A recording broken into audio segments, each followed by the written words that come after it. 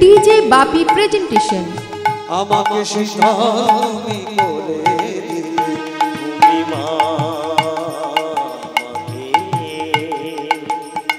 পৃথিবীর আলো দেখিয়েছিলে তোমারই আদরে।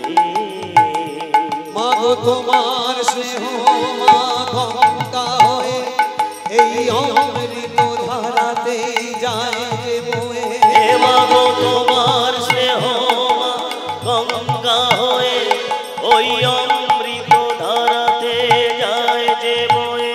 মাগো তোমার স্নেহ মা গঙ্গা হয়ে এই অমৃত ধারাতে যায় যে বয়ে।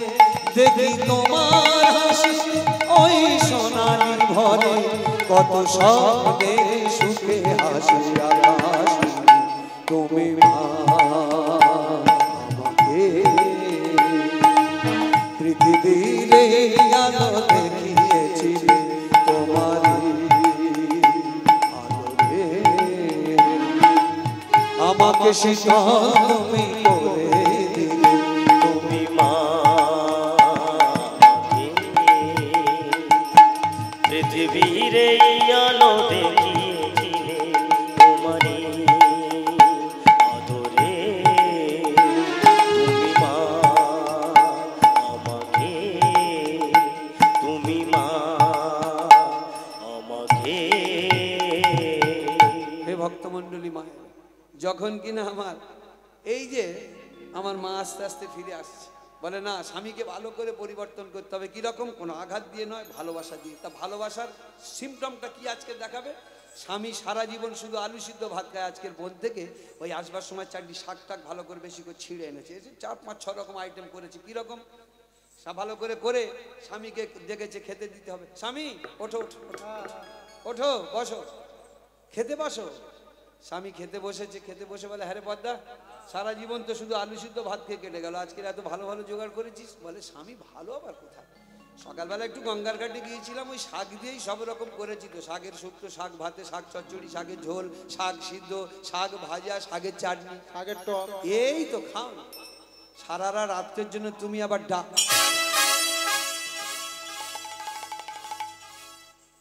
আমি ডাকাতি করি কার কাছ থেকে শুনি?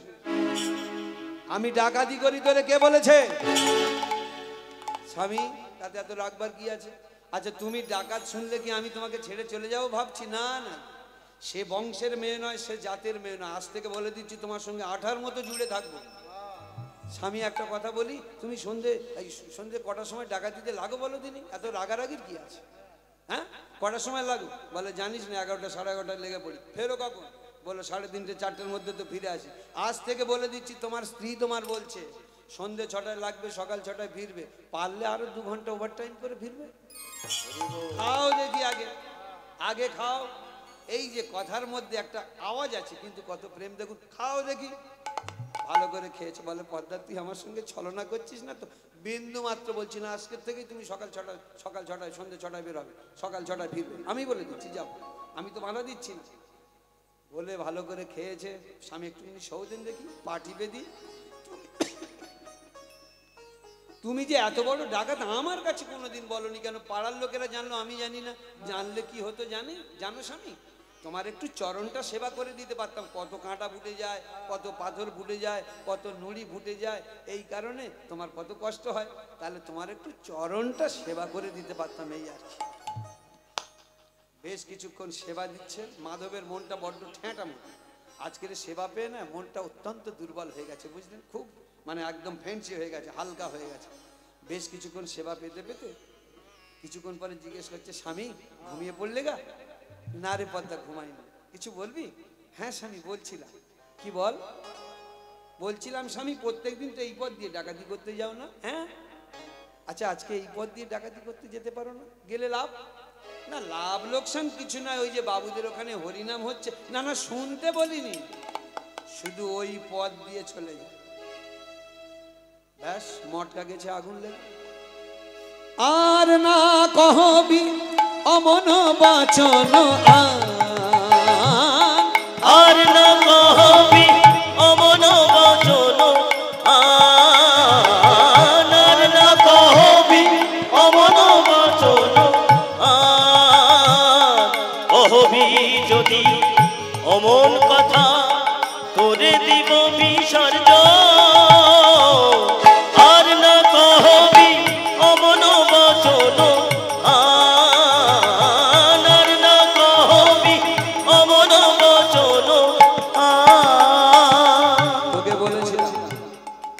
পাষাণ কৃষ্ণ, ওই লম্পট কৃষ্ণ, ওই ভণ্ড কৃষ্ণের নাম আমার সামনে কোনোদিন করবি না। তারপরে যখন তুই দ্বিতীয়বার করলি, আজও সাবধান করে দিচ্ছি, আর যদি তৃতীয় দিন বলিস তোর অবশ্যই আমি ওই জিভ কেটে নেব।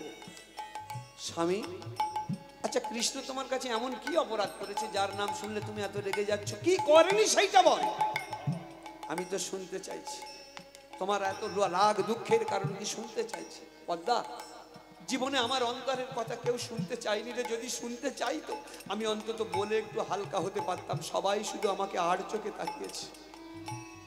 বলো, আমি শুনবো। শুনবি? তবে আজকে একটু হালকা হই অন্তত। জানিস আমি কেন এই ঠাকুর দেবতার উপর এত রাগ করি?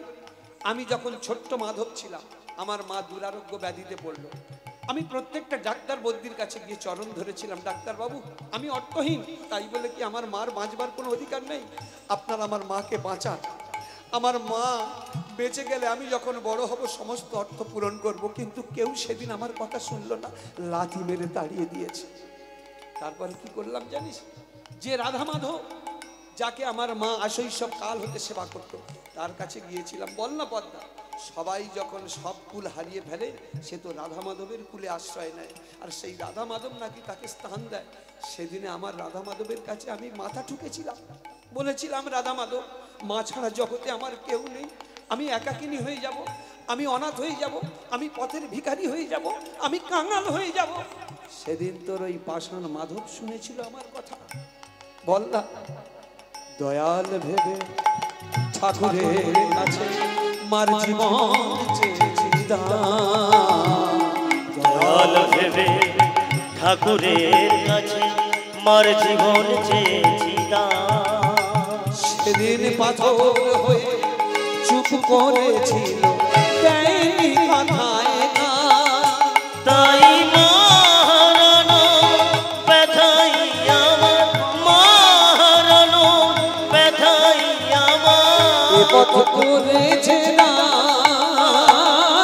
আর না কবি অমন বচন, আর না কবি অমন বচন। অহবি যদি অমন কথা করে দিব বিসর্জন। আর না কবি অমন বচন, আর না কবি অমন বচন, আর না কবি অমন বচন। স্বামী গো, তোমার সকল দুঃখ অবসান হতে চলেছে। কেন রে পদ্মা? একটা কথা বলবো? বলে তুই এক কাজ করতে পারিস, যা কিছু বলবি কৃষ্ণ কথা বাদ দিয়ে বল। হ্যাঁ, মানে যেখানে বাঘের ভয় সেখানে সন্ধ্যা হয় না। যা কিছু বলবি বল, কৃষ্ণ কথা বাদ দিয়ে বল। স্বামী, আমি কৃষ্ণ কথাই বাদ দিয়ে বলছি। একটা কথা বলি স্বামী, সারা জীবন তো তুমি ডাকাতি করলে শুধু পাপ সঞ্চয় করেছো, জীবনে পুণ্য সঞ্চয় করতে পেরেছো? পেরেছো? কোনো একটা দিন কোনো হরিবাসরে 2 টাকা চাঁদা দিয়ে একটু পুণ্য করতে পেরেছো? কোনো পূজাতে 2 টাকা চাঁদা দিয়ে পুণ্য করতে পেরেছো? কোনো একদিন একটা ভক্ত মানুষের 2 অন্ন সেবা দিয়ে একটু পুণ্য করতে পেরেছো? পারোনি। শুধু পেরেছো রাশি রাশি পাপ সঞ্চয় করতে। পদ্মা, বিশ্বাস কর, আমার মনে সেই বাসনা তো ছিল, কিন্তু ওই পাষাণ ঠাকুরটা হতে দিল কই? আমি তো ছোটবেলায় স্বপ্ন দেখেছিলাম জীবে সেবা করব, কিন্তু জীব সেবা করার সুযোগ দিল কই? ভক্তমণ্ডলী মায়েরা, জীব সেবা করার কথার এই অর্থ নয় যে একটা বড় করে কালী পূজা দিলাম, দুর্গা পূজা দিলাম, হরিনাম করলাম, এটা জীব সেবা নয়। জীব সেবাটা কি জানেন? জীব সেবাটা হলো, এই দেখবেন হরিবাসর হয়, ম্যাক্সিমাম হরিবাসরে দেখেছি মানে ভক্তদের সেবার ব্যবস্থা থাকে। এই যে অন্নদান দেখা যাচ্ছে, এমন হয়তো হতে পারে সেই রাধানগর থেকে বা মগরাট স্টেশনের কাছে এখানে গান হচ্ছে, শুনে এখানে চলে এসছে। এমনও ভক্ত আছে, তারা হরিনাম শুনে যেতেও পারছে না, কিন্তু পেটে খিদে পাচ্ছে, এক মুঠো ভাতের প্রয়োজন দরকার ছিল। কিন্তু সেই সময় বাবুরা ভক্ত সেবা রাখে, ওখানটা প্রাণ ভরে 2টো খেলো, খেয়ে আবার সারা রাতটা কাটিয়ে দিল। এইরকম হয় জীব সেবা। সেইটার বলে কোনটা জানেন? আপনি বড় পূজা করলেন সেটা নয়, আপনার পাশের বাড়ির মানুষটা, আপনার প্রচুর ভাত বেশি হয়েছে, আপনি ড্রেনে ফেলে দিচ্ছেন, কিন্তু সেই সময় সেই ভাত ফটা পেলে ওই ছেলেটার প্রাণ বেঁচে যেত। মার কাছে বলছে, মা তুমি তো আমার রাত্রে খেতে দাওনি, আমার বড় কষ্ট হচ্ছে, ভাতগুলো ড্রেনে ফেলে দিচ্ছে, একবার 2টো চেয়ে আনো না মা। খোকা, ওরা ফেলে দেবে, কিন্তু বড় লোক কাউকে দেয় না রে। মা তুমি যাও না, শুনেছে কথাটা সেই বড় লোক বাবুর স্ত্রী, এই যে ভাত কটা ফেলে দিচ্ছ, দাও না বাচ্চাটাকে, দাও না। এই চুপ করো, এরা ছোট লোক, আজকের দিলে আগামী দিন মনে করবে প্রভু খুব ভালো লোক, প্রত্যেক দিনে সেই রকম ঝামেলা বাড়াবে। যত বড় পূজা করো ভস্যে ঘি ঢালা হয়ে গেল। কারণ বলো কি তোমার ক্ষতি, জীবনের মতোই নদী পার হয় তোমাকে ধরে, দুর্বল মানুষ যদি। বলো কি তোমার ক্ষতি, জীবনের অথই নদী পার হয় তোমাকে ধরে, দুর্বল মানুষ যদি। বলো কি তোমার ক্ষতি, জীবনের অথই নদী পার হয় তোমাকে ধরে, দুর্বল মানুষ যদি। বলো কি তোমার ক্ষতি, জীবনের অথই নদী পার হয় তোমাকে ধরে, দুর্বল মানুষ যদি। মানুষ যদি সে না হয় মানুষ, দানব কখনো হয় না মানুষ। মানুষ যদি সে না হয় মানুষ, দানব কখনো হয় না মানুষ। ওগো মানুষ যদি সে না হয় মানুষ, দানব কখনো হয় না মানুষ। মানুষ যদি সে না হয় মানুষ, দানব কখনো হয় না মানুষ। যদি দানব কখনো মানুষ হতো, লজ্জা কি তুমি পেতে না? ও বন্ধু মানুষ, মানুষের জন্যে, জীবনের জন্যে একটু সহানুভূতি মানুষ পেতে পারে না। ও বন্ধু মানুষ, মানুষের জন্যে, জীবনের জন্যে একটু সহানুভূতি মানুষ পেতে পারে না। ও বন্ধু মানুষ, মানুষের জন্যে, মানুষ মানুষের জন্যে, মানুষ মানুষের জন্যে। পদ্মা আমি মানব ধর্মে হব ঠিক করেছিলাম, কিন্তু ওই পাষাণ ঠাকুর আমাকে হতে দেয়নি। সেদিনে মাকে কেড়ে নিয়ে আমাকে চিরতরে আমাকে পথের ভিখারি বানিয়ে দিয়েছিল। আর সেই দিন থেকে প্রতিজ্ঞা করেছিলাম, যে মাকে বাঁচতে দিল না, যারা যারা বাঁচতে দেয়নি, ভগবান আমার মাকে বাঁচতে দেয়নি, ভগবানকে ওই পচা খালের খোলে ফেলে দিয়ে এসেছি। এই যারা সমাজের ডাক্তার বদ্যি আমার মাকে বাঁচতে দিল না, সেদিন থেকে আমার মন কঠিন হয়ে গেছে। আমি তাদের কাছে মনে মনে স্থির করে নিয়েছিলাম, আতঙ্কে প্রত্যেকটা রাত তাদের আতঙ্কে কাটাবো। সেই কারণে আমার এই পথ বল পথটা আমার কোথায় অন্যায় ছিল। স্বামী সে দুঃখ তোমার যাবে। একটা কথা বলবো স্বামী, আজকে গঙ্গার ঘাটে গিয়েছিলাম, তুমি চিরধনে ধনী হতে পারো, তুমি রাজা হয়ে যাবে, আমি রানী হয়ে যাব। একটা রাত্রের জন্য যেতে পারো পদ্মা? একটা রাত্রের জন্য যদি তোর কথা শুনে যাই, আমি চিরধনে ধনী হয়ে যাব, আমি রাজা হয়ে যাব, তুই রানী হয়ে যাবি। হ্যাঁ স্বামী। পদ্মা একবার বল না পদ্মা, কোথায় সে জায়গাটা? আমি বলবো তো, কিন্তু আমার ভয় হচ্ছে, তুমি যদি আবার মারধর করো। মানে তুই আমাকে ধনী হবার স্বপ্ন দেখাচ্ছিস, তোকে মারতে যাব কেন? স্বামী সেটাই তো ভয়, যেখানে তোমার দুর্বলতা আছে। বল না তুই। তাহলে বলি, সাহস দিচ্ছ? হ্যাঁ, তার জন্য তোমাকে ভাগবত পাঠতলায় যেতে হবে, হরিনাম পাঠতলায় যেতে হবে। আবার সেই ভাগবত। ওরে ভাগবত মানে তো কৃষ্ণ কথা, ভাগবত মানে তো হরি কথা। স্বামী দাঁড়াও। সকালবেলা গঙ্গার ঘাটে গিয়েছিলাম, গঙ্গার ঘাটে গিয়ে ওখানটা শুনে আসলাম না, এখান থেকে 2 কিলোমিটার দূরে মোড়ল বাবুদের ওখানে হরিনাম হচ্ছে। বড় লোক, 2 দিন হয়ে গেছে, এখনো 5 দিন হবে।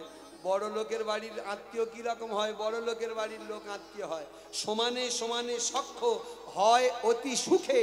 কোন কালে সখ্য হয়েছিল নৃপতি আর ভিক্ষুকে?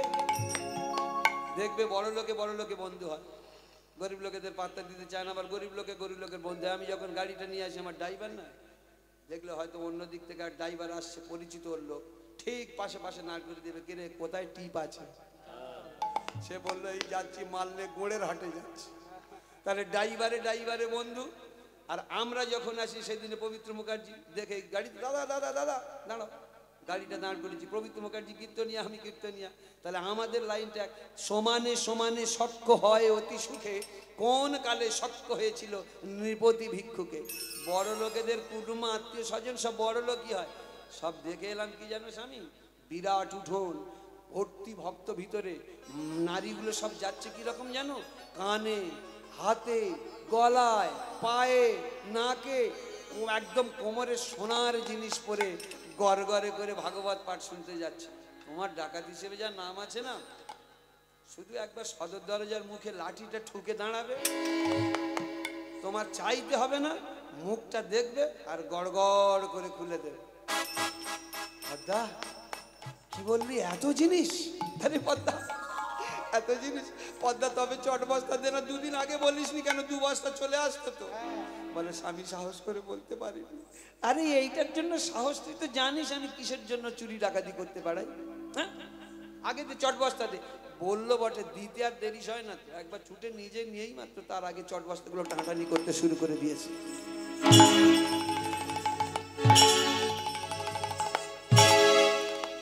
নিয়ে সবে কিনা একবার নিচে নামবে, যেই পাটা বাড়িয়েছে, দাঁড়াও স্বামী দাঁড়াও, এত হুটপাট করলে হবে নাকি, অনেক সিস্টেম আছে। বলে কি, বলে তোমাকে যেখানে পাঠাবো সেখানকার লাইন ঘাট আমার জানতে হবে না, কারণ তুমি তো আমার স্বামী, তোমার কিচ্ছু হওয়া মানে তোমার হাতে শাঁখা ভেঙে যাবে, তাই না?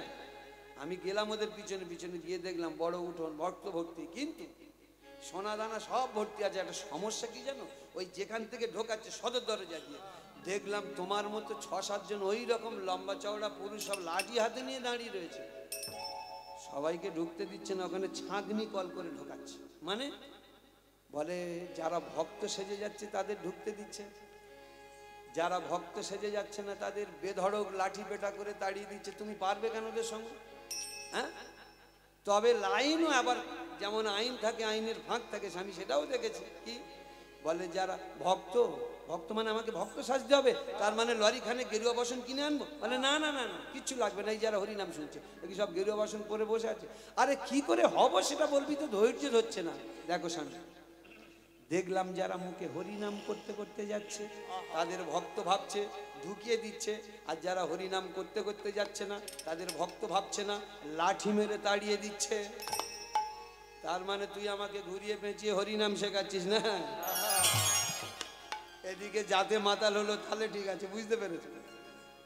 বলে যত চেষ্টা করো, সে ব্যাংকের ম্যানেজার যতই চেষ্টা করছে, ছেলের ঘন ঘন মাস্টার পাল্টাচ্ছে, দুটো ছেলেকে কোনোভাবে লেখাপড়া শেখাতে বসতে পারছে না। গ্রামের মধ্যে একটা ভালো মাস্টার নাম করা, এই মাস্টার শোনো, ছেলে দুটো লেখাপড়া শেখাও, যেভাবে করতে হবে, যা মাইনে চাও সব দেবো।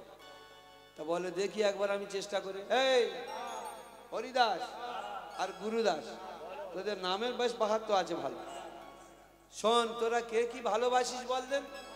আমি মাস্টারমশাই ঘুড়ি ওড়াতে ভালোবাসি, আর তুই গুলি খেলতে ভালোবাসি। তা যা 20 টাকা করে দিচ্ছি, তোরা গুলি আর ঘুড়ি কিনে আন। এইভাবে পড়াশোনা শেখাচ্ছে আর কি। প্রথমে মনটা জয় করছে, তা দুজনে কিনে আনছে, আনতে আনতে এখন একটা ঘুড়ি ফেঁসে গেছে, বুঝতে পেরেছেন? তা এসে মাস্টারমশাইয়ের কাছে গাল ভুলিয়ে বলছে, মাস্টারমশাই একটা ঘুড়ি ছিঁড়ে গেছে গো। তা মাস্টারমশাই বলছে, বললেন দেখি একটা ঘুড়ি ছিঁড়ে গেলে তাহলে কটার ভালো ঘুড়ি আছে? এই ছোটটা বদমাস তো, এমা এই এ দাদা, এ দাদা পেইলে আয় মাঠটা মোটাই অঙ্ক শেখাচ্ছে, এ দাদা পেইলে আয় মাঠটা মোটাই অঙ্ক শেখাচ্ছে।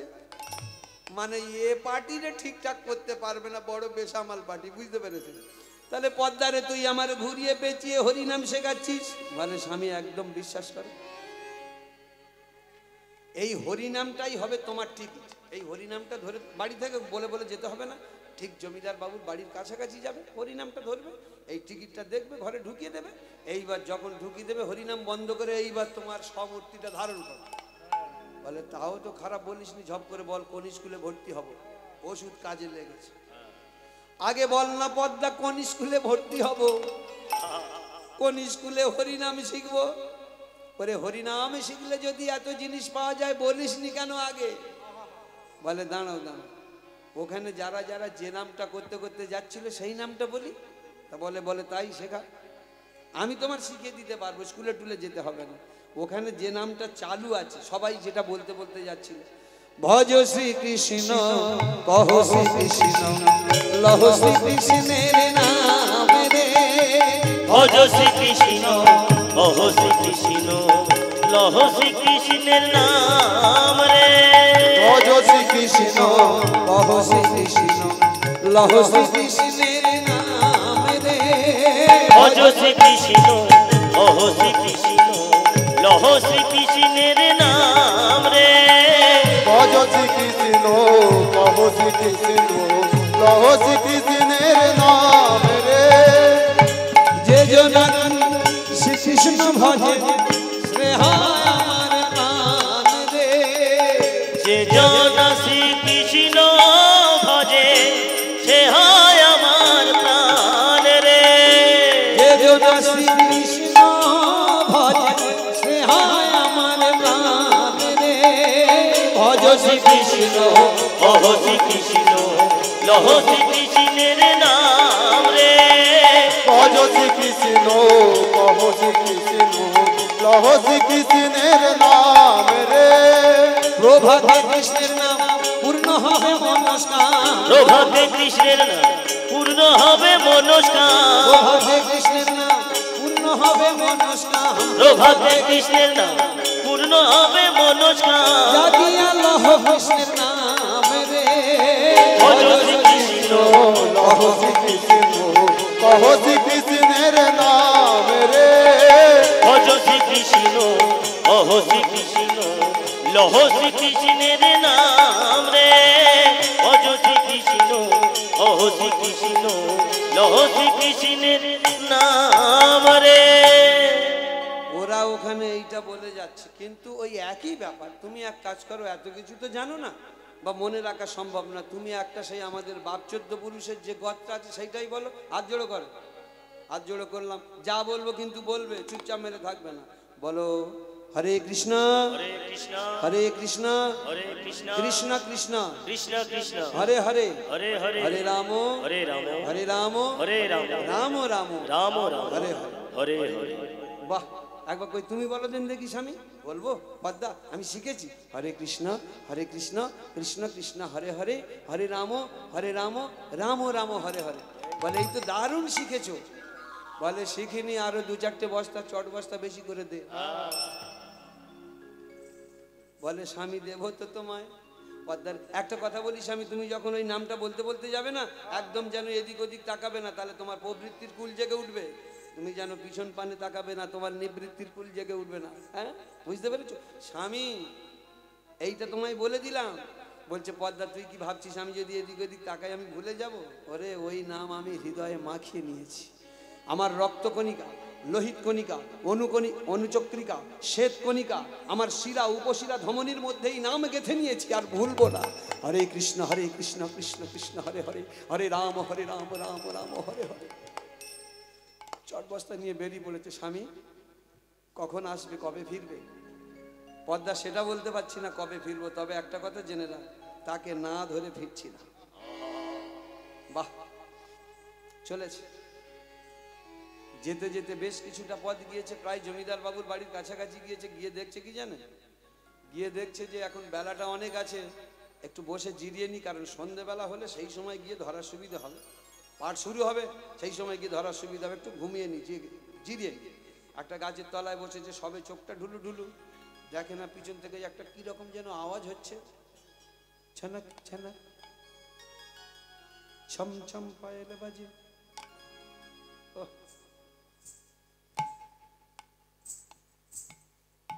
এই যে 15-16টা বউ একসঙ্গে যদি পায়ে নবুর বাঁধা থাকে যদি হেঁটে হেঁটে যায় কিরকম মনে হয় আরে কে রে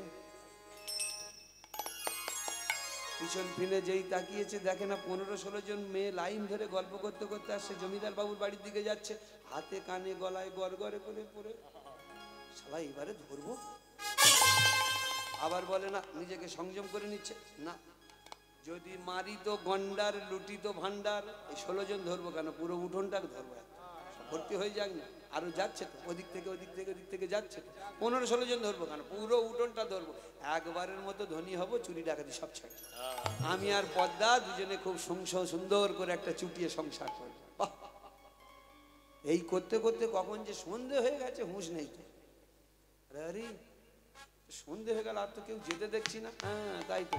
আচ্ছা এক কাজ করি, উঠোনটা কিরকম ভর্তি হলো একবার দেখি। চারিদিকে মাটির পাঁচিল দেওয়া তো, কোনো এক জায়গায় নিশ্চয়ই ফাটা বা গর্ত টর্ত আছে, সেখান থেকে চারিদিকে ঘুরে ঘুরে দেখবো।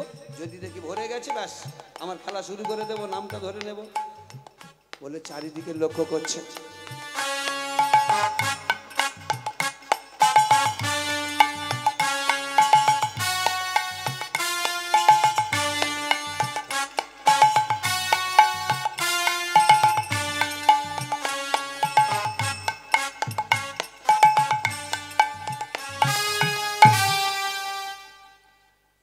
দেখতে দেখতে দেখছে একটা মাটির দেওয়াল, তো চারিদিকে অন্ধকারের মধ্যে মাটির দেওয়াল ফেটে রয়েছে, চোখ লাগিয়েছে।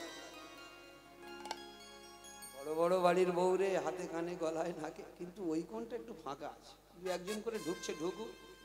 এই যখন বলেছে দু একজন করে ঢুকুক, পুরো উঠোনটা ভর্তি হোক। এদিকে ভাগবত পাঠক ঠাকুর মোটামুটি একটা লোকজন ঢুকেছে, শুরু করে দিয়েছে। দ্বাদশ রাখাল সঙ্গে করি,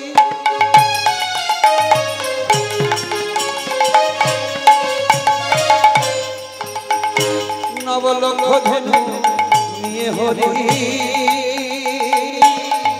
দ্বাদশ রাখাল সঙ্গে করি,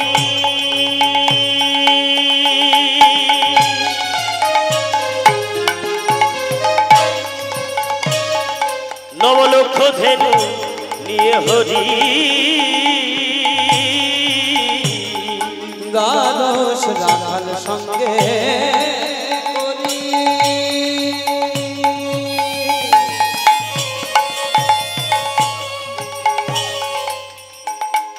নবলক্ষ ধনু নিয়ে হরি, দ্বাদশ রাখাল সঙ্গে করি,